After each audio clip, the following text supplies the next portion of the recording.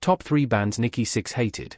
Nikki Sixx is an American musician best known as the co-founder, bassist, and primary songwriter for the heavy metal band Mötley Crüe. As the band's main creative force throughout much of the 1980s, Sixx was responsible for writing most, if not all, of their material. Whether people love or hate them, it's undeniable that Mötley Crüe continues to make an impact over 40 years after their formation. The band's knack for staying in the spotlight, often due to controversy, has kept them a significant name in the music industry. Their bold personalities and wild antics set them apart from other bands of the 80s, which is one reason why they remain relevant today.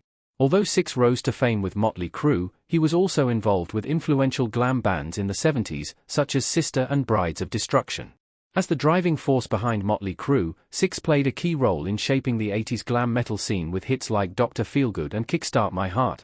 Beyond his stage presence and party lifestyle, Sixx is also known for his outspoken views, particularly about other bands. Here are 3 bands Nikki Sixx hated the most. Kiss.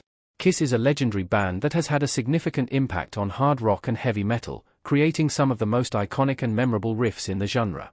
They have inspired numerous metal bands, including Mötley Crüe and Metallica. Nikki Sixx, the bassist for Mötley Crüe, has often credited Kiss as a major influence. However, he distanced himself from the band after Gene Simmons made controversial remarks about Prince's death, falsely attributing it to drug use. The conflict began when Simmons called Prince's death pathetic in an interview with Newsweek, implying that the pop star had essentially caused his own death through drug abuse. Sixx responded harshly, labeling Simmons as an overrated, lucky guy that dresses like a clown and criticizing his past statements. Nikki stated at the time that Gene's heartless and uneducated remarks about Prince's passing show why he's not my hero anymore or anybody's. I think that he is an overrated, lucky guy that dresses like a clown. He wrote some good songs, but hasn't in a long time, and loves to brag about himself. Paul Stanley, Kiss's frontman, also condemned Simmons' comments about Prince, and later fired back at Sixx, telling him to get off his self-inflated pedestal.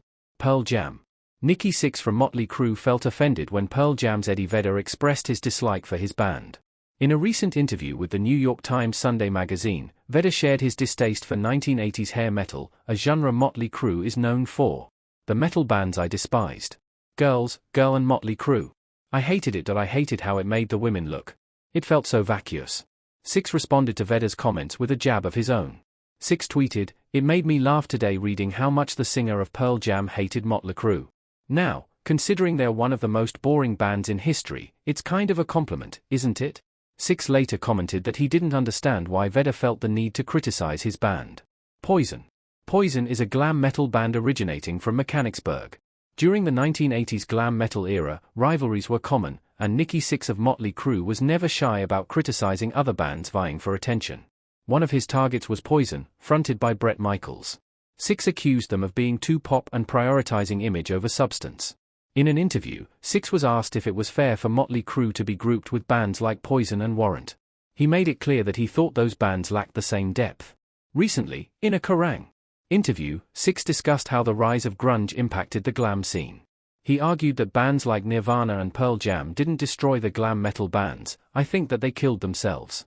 They were making copycat music. Those bands brought about their own decline by producing unoriginal, repetitive music.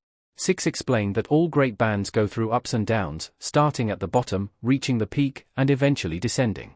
He acknowledged that very few bands manage to remain consistently successful over the long term.